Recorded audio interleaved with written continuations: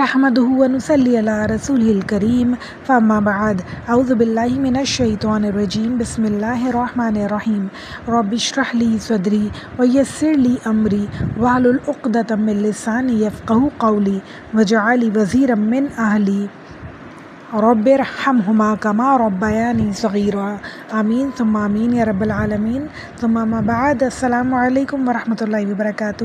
کیسی ہیں میری بہنیں؟ اللہ سے امید ہے ایمان و صحت کی بہترین حالت میں ہوں گی، اور اللہ سے امید ہے کہ پچھلا لیکچر سب کو بہت اچھے سے سمجھ آیا ہوگا اور سب نے اپنے لیے عمل کے پوائنٹس انشاءاللہ تعالیٰ ضرور نوٹ ڈاؤن کیے ہوں گے۔ لیکچر شروع کرنے سے پہلے عام طور کی طرح روزانہ کی طرح ایک بہت ہی پیاری سی حدیث دیکھ لیتے ہیں۔ حضرت ابو ہریرہ رضی اللہ تعالیٰ عنہما روایت کرتے ہیں کہ رسول اللہ صلی اللہ علیہ وسلم نے فرمایا،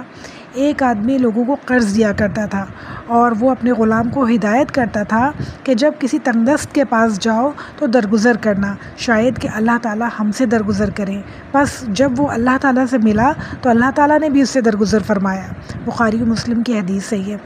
اس سے ہمیں کیا پتہ چلتا ہے کہ اگر آپ کسی کو پیسے دیں، کسی کے ساتھ کوئی لین دین کے معاملات کریں کسی بھی طرح کے،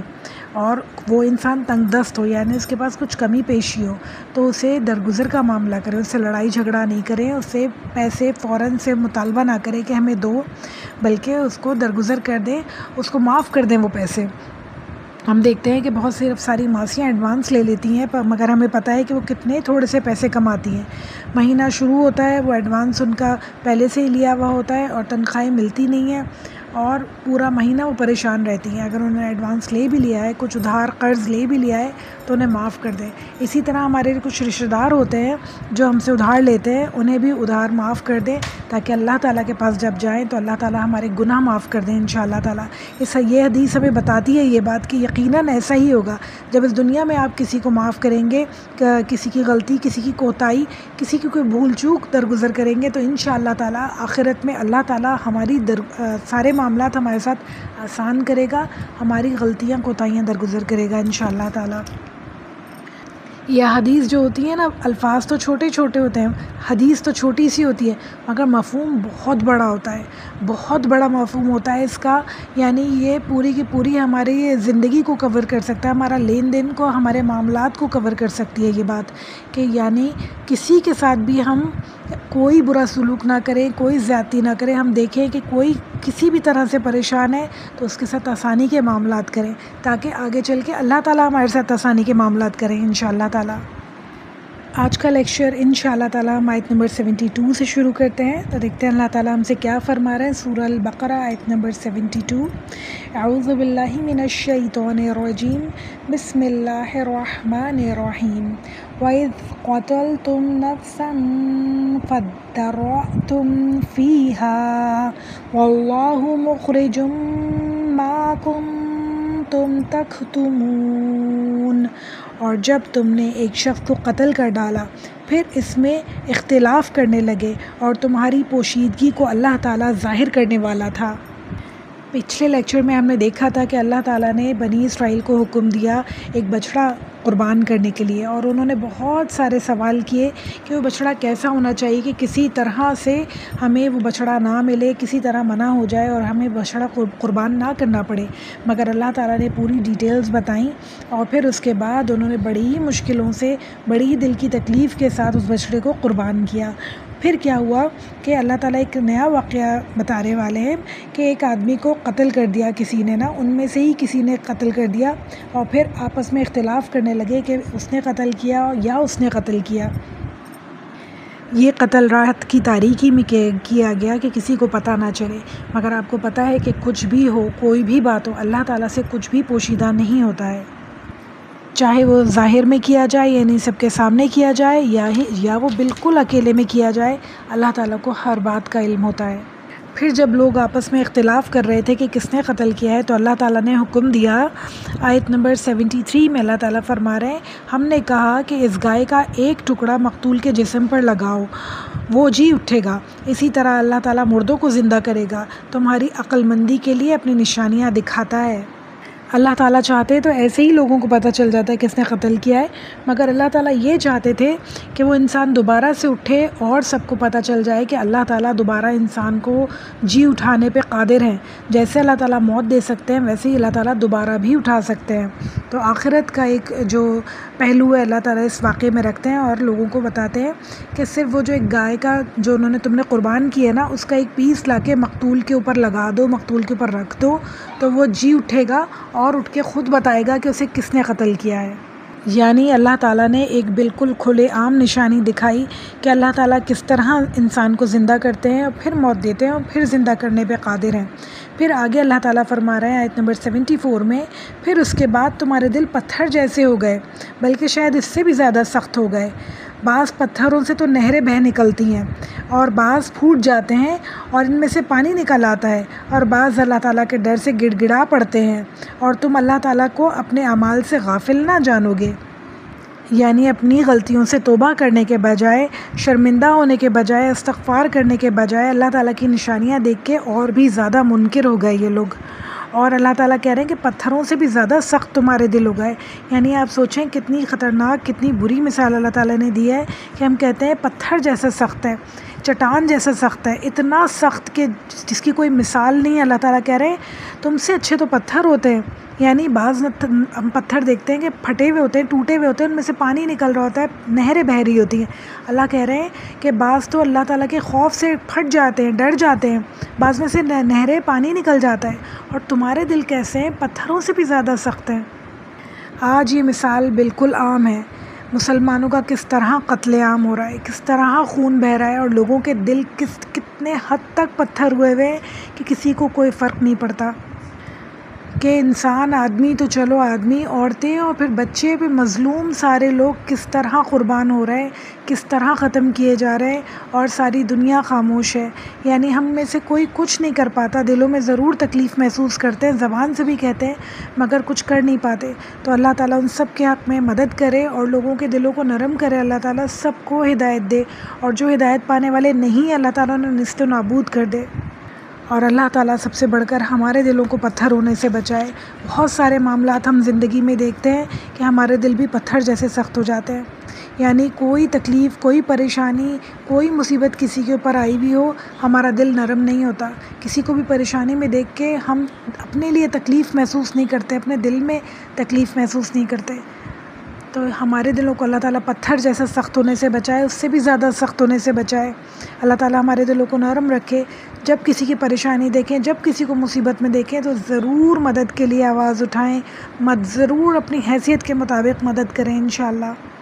پھر آگے اللہ تعالیٰ فرما رہے ہیں، مسلمانوں کیا تمہاری خواہش ہے کہ یہ لوگ ایماندار بن جائیں، حالانکہ ان میں ایسے لوگ بھی ہیں جو کلام اللہ کو سن کر عقل اور علم ہوتے ہوئے پھر بھی اسے بدل ڈالتے ہیں۔ اللہ تعالیٰ ان لوگوں کی طرف اشارہ کر رہے ہیں، یہودیوں کی طرف، اور اگر ہم ان جرنل دیکھیں تو بہت سارے لوگ ہم میں سے بھی ایسے ہیں جو اللہ تعالیٰ کی آیات کو بدل ڈالتے ہیں۔ یعنی جیسا ہم چاہتے ہیں اللہ تعالیٰ کی آیات کو ویسا موڑ دیتے ہیں، موڑ تڑوڑ کے پیش کرتے ہیں، اپنے حساب سے مطلب اور اپنے حساب سے تفسیر پیش کرتے ہیں اس کی، حالانکہ اللہ تعالیٰ نے کہا کچھ اور ہوتا ہے۔ کیونکہ قرآن میں بہت سی جگہ ایسی آیتیں ہیں جن کی تفسیر جو ہے، جن کے معنی جو ہے وہ واضح نہیں ہے، تفسیر سے ہی آپ کو پتہ چلتا ہے کہ اللہ تعالیٰ کا اس سے کیا مقصد ہے، اور تفسیر کو اگر چینج کر دیا جائے تو اس کا پورا معنی ہمارے چینج ہو جائے، کیونکہ ہم لوگ عربی نہیں جانتے، ہم لوگ گرامر نہیں جانتے ہیں، تو اس وجہ سے اس کو اگر تفسیر چینج ہو جائے تو ہمیں پتہ بھی نہ چلے کہ کیا کہا جا رہا ہے۔ تو اللہ تعالیٰ ہم سب کو کم سے کم اتنی عقل دے، اتنی سمجھ دے کہ ہم قرآن کا ورڈ ٹو ورڈ ٹرانسلیشن ضرور پڑھیں انشاءاللہ، کہ ہمیں پتہ ہو کہ اس لفظ کے معنی کیا ہیں، اور پھر انشاءاللہ تھوڑی تھوڑی گرامر بھی ساتھ، تاکہ تفسیر بھی ہمیں صحیح جگہ سے پڑھیں، تاکہ بالکل صحیح تفسیر کا ہمیں علم ہو انشاءاللہ تعالیٰ۔ اور پھر ہمیں جب سب کچھ پتہ چل جائے اور ہم اپنی خواہشات کے مطابق ان آیتوں کو بدل نہ دیں، اس کا مطلب یہ ہے کہ معلوم ہونے کے باوجود ہم ان پہ عمل نہ کریں، وہ بھی قرآن کی آیتوں کو بدل دینا ہے۔ یعنی کہ سب کچھ ہمیں پتہ ہے، مگر ہم کہیں نہیں اس کا مطلب یہ تھوڑی ہے، اللہ تعالیٰ اتنی چھوٹی چھوٹی باتوں سے ناراض نہیں ہوتے، ہماری دین میں اتنی تنگی نہیں ہے، ہمارا دین اتنا نیرو مائنڈ نہیں ہے، ہمارا دین اتنا دقیانوسی نہیں ہے، ہم اس قسم کی باتیں کر کے ہم اس آیت کو جھٹلا دیں، اس کے اصل میننگز کو چینج کر کے اپنے حساب سے بدل دیں، تو یہ بھی بات اس میں آ جاتی ہے. تو یہ بھی بہت سخت گناہ ہے. جس طرح اللہ تعالیٰ نے کہا ہے اسی طرح اس آیت کو سمجھنا ہے انشاءاللہ، اور انشاءاللہ اس پہ عمل کرنا ہے. آیت نمبر 76 اللہ تعالیٰ فرما رہے ہیں جب ایمان والوں سے ملتے ہیں تو اپنی ایمانداری ظاہر کرتے ہیں، اور جب آپس میں ملتے ہیں تو کہتے ہیں کہ مسلمانوں کو کیوں وہ باتیں پہنچاتے ہو جو اللہ تعالیٰ نے تمہیں سکھائی ہیں، کیا جانتے نہیں کہ یہ تو اللہ تعالیٰ کے پاس تم پر ہی حجت ہو جائے گی. یعنی کہ بعض اس میں سے ایسے لوگ تھے جو جب مسلمانوں سے ملتے تھے تو کہتے تھے یہودیوں میں سے کہ بالکل صحیح کہہ رہے ہو، ہماری کتاب بہت ملتی جلتی ہے، بہت سیم باتیں لکھی ہیں. مگر جب اپنے یہودی بھائیوں سے ملتے تھے تو ان سے کہتے تھے کہ جو تمہاری کتاب میں باتیں ہیں، جو ہماری کتاب میں باتیں ہیں، وہ تم مسلمانوں کو کیوں بتاتے ہو؟ رسول اللہ صلی اللہ علیہ وآلہ وسلم کے بارے میں جو ہماری کتاب میں لکھا ہوا ہے وہ مسلمانوں کو کیوں بتاتے ہو کہ وہ ہمارے ہی خلاف کھڑے ہو کے کہیں گے کہ رسول اللہ کے بارے میں تو تمہاری کتاب میں بھی لکھا ہوا ہے، تو تم کیوں جھٹلاتے ہو اسے. آیت نمبر 77 کیا وہ نہیں جانتے کہ اللہ تعالیٰ ان کی پوشیدہ اور ظاہر سب باتوں کو جانتا ہے؟ یعنی اللہ تعالیٰ کہہ رہے ہیں کہ اللہ تعالیٰ کو سب کچھ پتہ ہے کہ تم کتنے مسلمانوں کے ساتھ ہو اور کتنا انہیں دھوکہ دیتے ہو پیچھے. اللہ تعالیٰ سب کچھ جانتے ہیں، اور اللہ تعالیٰ یہ ہر انسان کے بارے میں جانتے ہیں، میرے اور آپ کے بارے میں بھی جانتے ہیں کہ ہم کتنا سچ بولتے ہیں، کتنا جھوٹ بولتے ہیں، کتنا سب کے سامنے اللہ تعالیٰ کے احکامات کی پابندی کرتے ہیں اور کتنا پیچھے نہیں کرتے یا کرتے ہیں. واللہ عالم، اللہ تعالیٰ ہر بات کو جانتا ہے. آیت نمبر 78 بہت ہی کام کی ہے ہمارے لیے، جس میں اللہ تعالیٰ فرما رہے ہیں ان میں سے بعض ان پڑھ ایسے بھی ہیں جو کتاب کے صرف ظاہری الفاظ کو ہی جانتے ہیں اور صرف گمان اور اٹکل میں پڑے ہوئے ہیں. یعنی اللہ تعالیٰ سے اس بات کا یہ مراد ہے کہ ایسے لوگ ہیں جنہیں صرف بتا دیا گیا ہے کہ قرآن میں یہ لکھا ہوا ہے، اور اللہ تعالیٰ ہمیں بخش دیں گے. اللہ تعالیٰ ہم سے بہت محبت کرتے ہیں، ہم اللہ تعالیٰ کے بہت شہید ہیں. اس وقت انہیں کہا جاتا تھا کہ ہم موسیٰ علیہ السلام کی امتی ہیں، اور ہمیں کہا جاتا ہے کہ اب رسول اللہ صلی اللہ علیہ وآلہ وسلم کی امتی ہیں، تو ہم بہت شہید ہیں، ہمیں کچھ نہیں کہا جائے گا. جائیں گے تو تھوڑے دن کے لیے جہنم میں جائیں گے، پھر وہاں سے ہمیں آزادی مل جائے گی، ٹھکانہ تو ہمارا جنت ہی ہے. اور ہمارے پاس بہت سے بزرگ ہیں جو ہمیں بخشوا سکتے ہیں، اور شفاعت تو رسول اللہ صلی اللہ علیہ وسلم ہماری ضرور ہی کریں گے اور ہمیں بخش دیا جائے گا. تو یہ ساری باتیں ہمارے دلوں میں ڈال دی جاتی ہیں جن سے انسان جو ہے عمل سے دور ہو جاتا ہے. جب اسے نرمی دکھتی ہے نا تو وہ عمل سے دور ہو جاتا ہے. اللہ تعالیٰ یہاں پہ نفی کر رہے ہیں اس بات کی کہ ایسا بالکل بھی نہیں ہوگا، اور ایسا بالکل نہیں ہے جیسا لوگوں کے دلوں میں خیال ہے کہ شاید ہمیں بالکل آرام سے بخش دیا جائے گا چاہے ہم کچھ بھی کرتے رہیں. یہ صرف اس وقت کے لوگوں کی بات نہیں ہے، آج بھی ہمیں بہت سارے لوگ ایسے ملتے ہیں جو یہی سمجھتے ہیں کہ رسول اللہ صلی اللہ علیہ وآلہ وسلم ہمیں بخشوا دیں گے اور ہمیں معاف کر دیا جائے گا. میں نے پہلے بھی اس بات کا ذکر کیا تھا کہ بخشوانے کے لیے ہمیں اس لائق بننا پڑے گا کہ ہمیں ہماری سفارش کی جائے. گناہ گار ذلت میں ڈوبے ہوئے لوگوں کی کوئی سفارش نہیں کرے گا. ہم اسکول میں اگر ہیں تو ہمارے اتنے مارکس تو ہونے چاہیے کہ گریس مارکس مل کے ہمیں پاس کر دیا جائے. ہمارے 1-2 مارکس ہیں تو ہمیں کہاں سے کوئی گریس مارکس دے گا؟ ہماری شرمندگی سے سر ہی نہیں اللہ نہ کرے کہ اٹھ رہا ہوگا اس وقت کہ ہم سفارش کا بول بھی سکیں کسی کے کہ پلیز ہمیں پاس کر دو. پوری زندگی کوئی عمل نہیں کیا، نہ اللہ کی محبت میں نہ اللہ کے رسول کی محبت میں، تو کس منہ سے ہم کہیں گے کہ ہمیں جنت میں بھیج دیجئے، ہماری سفارش کر دیجئے، ہمیں معاف کر دیجئے. آیت نمبر 79 میں اب اللہ تعالیٰ ان لوگوں کا ٹھکانہ بتا رہے ہیں اور فرما رہے ہیں ان لوگوں کے لیے ویل ہے. ویل جہنم، ایک جہنم کی ٹائپ ہے جو اپنے ہاتھوں کی لکھی ہوئی کتاب کو اللہ تعالیٰ کی طرف کہتے ہیں اور اس دنیا کو کماتے ہیں. یعنی کہ جھوٹ بولتے ہیں اللہ کے نام پر، لوگوں کو بہکاتے ہیں اور دنیا کماتے ہیں، ان سے پیسے کماتے ہیں، ان سے شہرت کماتے ہیں اور اس سے واہوائی کماتے ہیں. بہت سارے لوگ ہمیں ایسے دکھتے ہیں جو واہوائی کماتے ہیں، شہرت کماتے ہیں، چاہے پیسے نہیں کماتے مگر شہرت کے لیے جھوٹ بولتے ہیں، اپنے آپ کو پیر کہلوانے کے لیے جھوٹ بولتے ہیں، اعلیٰ مقام کے لیے جھوٹ بولتے ہیں. اور اللہ تعالیٰ کہہ رہے ہیں کہ ان کے لیے خرابی ہے بہت زیادہ،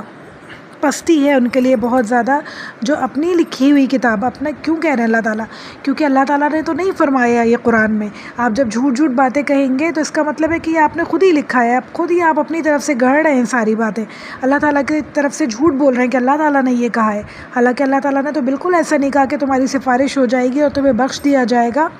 اور اللہ تعالیٰ نے بالکل بھی کوئی ایسی بات نہیں کی. اللہ تعالیٰ تو بار بار کہتے ہیں کہ ایمان ہونا چاہیے اور عمل صالح ہونا چاہیے.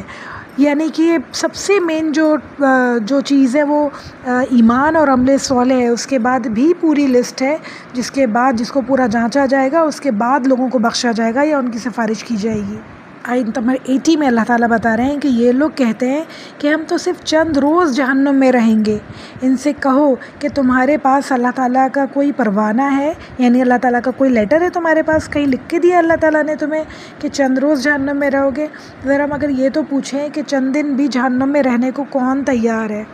مجھے کوئی کہے کہ میں آگ والے کمرے میں 1 منٹ بھی چلی جاؤں تو میں کیسے تیار ہو جاؤں گی اس کمرے میں جانے کے لیے. مجھے کوئی کہے کہ جلتا ہوا کوئلہ اپنے ہاتھ پہ رکھ لو تو میں کیسے تیار ہو جاؤں گی. کوئی مجھے کہے کہ آگ کے جوتے پہن کے کھڑی ہو جاؤ جس میں سے شعلے نکل رہے ہوں کہ وہ پہنوں اور پورا جسم جل کے اور دماغ بھی جل کے باہر آ جائے تو میں کیسے تیار ہو جاؤں گی 1 سیکنڈ کو وہ جوتے پہننے کے لیے. تو ہم کیسے سوچ لیتے ہیں کہ ہم چند دن جہنم میں رہیں گے پھر معاف کر کے ہم جنت میں چلے جائیں گے. ہم کیسے اس بات کے لیے تیار ہو سکتے ہیں؟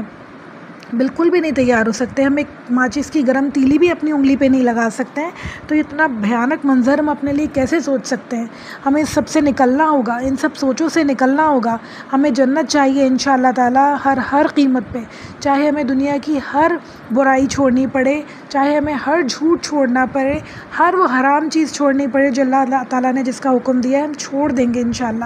ہر وہ آسائش جو ناجائز ہے ہمارے لیے، ہر وہ سوچ، ہر وہ خواہش جو ناجائز ہے ہمارے لیے ہم چھوڑ دیں گے انشاءاللہ اللہ تعالیٰ کی خاطر، تاکہ ہمیں جنت ملے انشاءاللہ تعالیٰ. ہم اچھا اخلاق کریں گے، اچھا کردار کریں گے انشاءاللہ. ہم نماز پڑھیں گے، قائم کریں گے نماز انشاءاللہ تعالیٰ، اور سب کچھ کریں گے جو اللہ تعالیٰ نے ہم سے کہا ہے تاکہ ہم سیدھے سیدھے جنت میں جائیں انشاءاللہ. اعراف پہ بھی ہمیں نہیں بیٹھنا،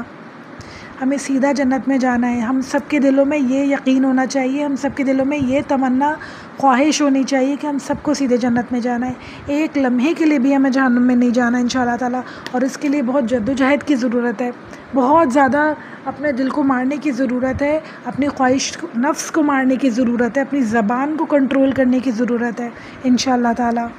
تو اللہ تعالیٰ اس آیت میں فرما رہے تھے کہ کیا تمہارے پاس اللہ تعالیٰ کو کوئی لیٹر ہے؟ اگر ہے تو یقیناً اللہ تعالیٰ اپنے وعدے کے خلاف نہیں کرے گا، ہرگز نہیں. بلکہ تم تو اللہ کے ذمے وہ باتیں لگاتے ہو جنہیں تم نہیں جانتے، یعنی تم جانتے ہی کچھ نہیں ہو، تمہیں کچھ پتہ ہی نہیں ہے اور تم جھوٹ اللہ تعالیٰ کے لیے الٹی سیدھی باتیں کرتے ہو. اللہ تعالیٰ کے فیصلے جو ہیں اللہ تعالیٰ ہی جانتے ہیں، اور اللہ تعالیٰ نے کھول کے قرآن میں ہمیں وہ ساری باتیں بتا دی ہیں جو اللہ تعالیٰ ہم سے چاہتے ہیں. اور جانتے بوجھتے بھی ان پہ عمل نہ کریں اور صرف خواہشات کے پیچھے چلتے رہیں کہ اللہ تعالیٰ یقیناً ہمیں معاف کر دیں گے، تو یہ نادانی ہے بہت زیادہ.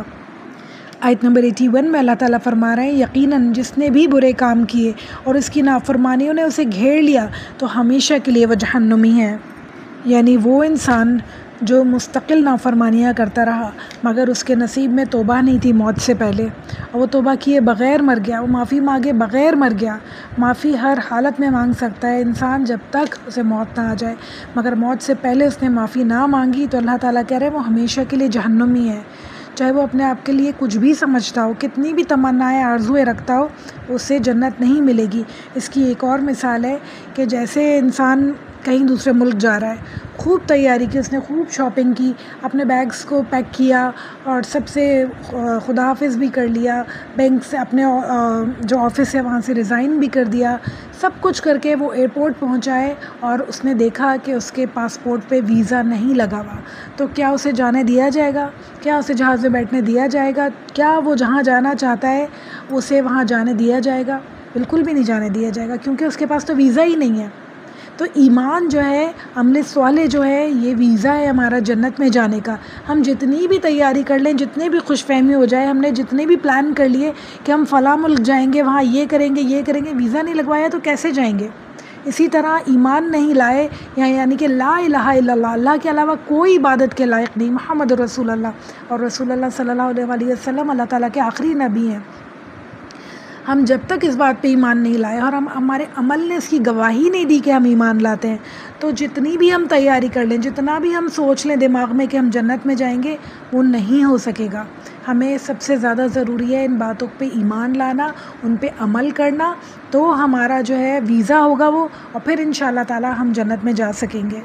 اب اللہ تعالیٰ ایک لسٹ بتا رہے ہیں کہ بنی اسرائیل کو اللہ تعالیٰ نے کیا کیا احکامات دیے جو حقوق العباد کے بارے میں، تو اللہ تعالیٰ وہ بتا رہے ہیں، تو یہ صرف ان کے لیے نہیں تھے، یہ ہمارے لیے بھی ہوں گے، یہ ہمیں لکھ لینے چاہیے کہ ہمیں کیا کیا کرنا ہوگا اللہ تعالیٰ کی قربت حاصل کرنے کے لیے انشاءاللہ تعالیٰ۔ تو اللہ تعالیٰ فرما رہے ہیں، اور جب ہم نے بنی اسرائیل سے وعدہ لیا کہ تم اللہ تعالیٰ کے سوا کسی دوسرے کی عبادت نہ کرو گے، ماں باپ کے ساتھ اچھا سلوک کرو گے، اور اسی طرح قرابت داروں، یتیموں، مسکینوں کے ساتھ اور لوگوں کو اچھی باتیں کہو گے، نماز قائم رکھنا، زکوٰۃ دیتے رہنا، لیکن تھوڑے سے لوگوں کے علاوہ تم سب پھر گئے اور منہ موڑ لیا۔ اللہ تعالیٰ ہمیں ان تھوڑے سے لوگوں میں شامل فرمائے، ہمیشہ جو اللہ تعالیٰ کی عبادت کرنے والے ہیں، ان ہزاروں لوگوں میں سے اللہ تعالیٰ ہمیں چن لے جو اللہ تعالیٰ کی بات سننے والے ہیں، اس پہ عمل کرنے والے ہیں انشاءاللہ تعالیٰ، جو اللہ تعالیٰ کی بات جن کے دلوں میں اتر جاتی ہے اور اللہ تعالیٰ انہیں اپنی عبادت پہ، اپنی خدمت کے لیے راضی کر لیتے ہیں انشاءاللہ تعالیٰ۔ اللہ تعالیٰ ان تھوڑے لوگوں میں ہمیشہ ہمیں شامل فرمائے۔ اگر یہ دیکھی جائے آیت تو بہت ہی کامن ہے، بہت ہی کامن باتیں ہیں، یعنی اللہ تعالیٰ کہہ رہے ہیں کہ اللہ تعالیٰ کے ساتھ کسی کو شریک نہ ٹھہرانا، کسی اور کی عبادت نہ کرنا، یعنی اپنے نفس کی، اپنے گھر والوں کی، زمانے کی، معاشرے کی، دولت کی، مال کی پوجا مت کرنا شروع کر دینا، اللہ کو سب سے پہلے رکھنا، عبادت کا حق اللہ کو دینا، پھر ماں باپ کے ساتھ اچھا سلوک کرنا، ماں باپ کے ساتھ بہت زیادہ ضروری ہے بہت اچھا سلوک کرنا، اور اگر ایک انسان اپنے ماں باپ کے ساتھ ہی اچھا سلوک نہیں کرتا نا، ان سے ہی عزت اور محبت نہیں کرتا، تو وہ دنیا میں کسی سے عزت اور محبت نہیں کر سکتا، وہ کسی کا نہیں ہو سکتا اگر وہ اپنے ماں باپ کا نہیں ہے تو دنیا میں سب سے زیادہ عزت دار، سب سے زیادہ عزت کے حقدار جو ہیں آپ کے ماں باپ ہیں۔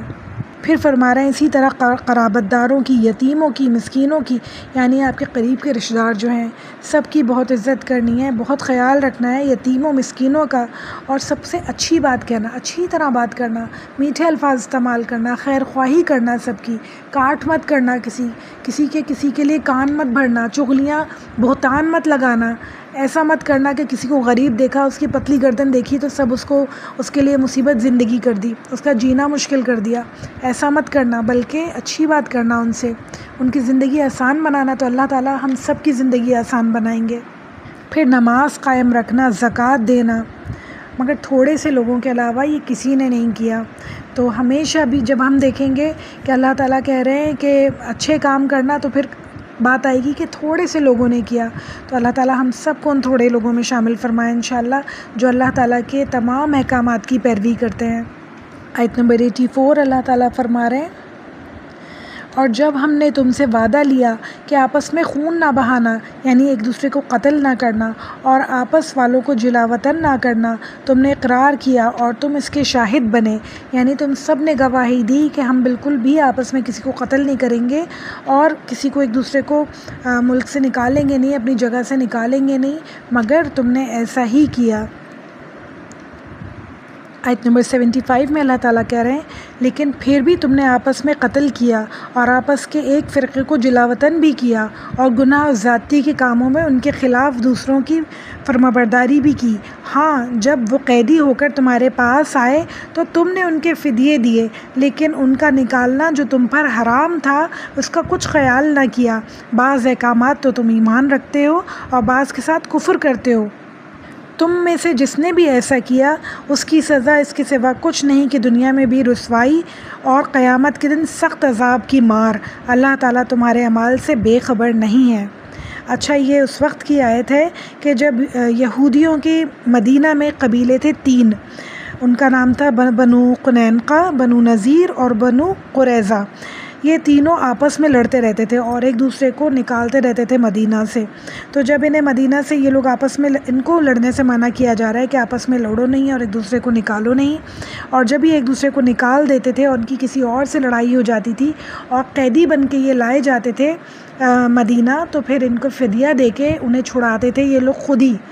جنہیں خود انہوں نے اپنے شہر سے پہلے نکالا ہوتا تھا، پھر اب ان لوگوں کو فدیہ دے کے چھڑایا کرتے تھے۔ تو اللہ تعالیٰ کہہ رہے ہیں جب نکالنے کو منع کیا تھا تو تم نے نکالا کیوں؟ پھر جب یہ قیدی بن گئے تو ان کو فدیہ دے کے تم چھڑا رہے ہو، تم کیا کرتے ہو؟ بعض احکامات پہ عمل کرتے ہو اور بعض کی نافرمانی کرتے ہو۔ جو تمہارا دل چاہتا ہے، جیسا تم اچھا لگتا ہے تمہیں، تم ویسا کرتے ہو، اللہ تعالیٰ کے احکام کے مطابق نہیں چلتے ہو۔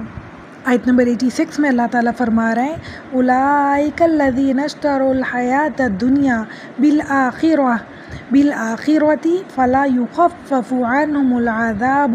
ولہم ینصرون۔ یہ وہ لوگ ہیں جنہوں نے دنیا کی زندگی کو آخرت کے بدلے خرید لیا، ان کے لیے نہ تو عذاب ہلکے ہوں گے اور نہ ان کی مدد کی جائے گی۔ یعنی اللہ تعالیٰ کے احکامات کو نہیں مانو گے تو دنیا میں بھی ذلت ہے اور آخرت میں بھی ذلت ہے۔ یہ سب کے لیے ہے، شروع دن سے لے کے جب سے قرآن نازل ہوا ہے آج تک کے لوگوں کے لیے اور ہمیشہ رہتی دنیا تک کے لیے ہے کہ اللہ تعالیٰ کے احکامات پہ جو نہیں چلے گا، اس دنیا میں فساد کرے گا، اس دنیا کے جو نظام ہے اس میں خرابی ڈالے گا، تو اللہ تعالیٰ اسے دنیا میں بھی ذلت دیں گے اور آخرت میں بھی ذلت دیں گے۔ تو اللہ تعالیٰ ایسے فساد کرنے والے لوگوں میں ہمیں کبھی شامل نہ فرمائے۔ آیت نمبر 87 اللہ تعالیٰ فرما رہے ہیں ہم نے حضرت موسیٰ علیہ السلام کو کتاب دی اور ان کے پیچھے اور رسول بھیجے، اور ہم نے حضرت عیسیٰ ابن مریم کو روشن دلیلیں دیں۔ اچھا،